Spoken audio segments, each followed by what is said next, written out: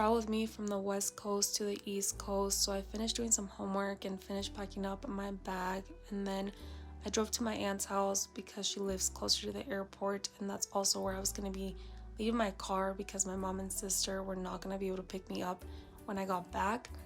And then we got to my aunt's house and just hung out there for a little bit because my flight ended up getting really delayed. So we were there for a little bit. And then when it was time to go, my mom and sister took me to the airport, and then I met up with some friends who I was going to be flying out there with.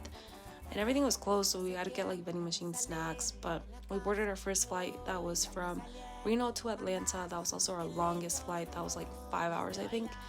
And then once we got to Atlanta, we had like 3 hours before our next flight.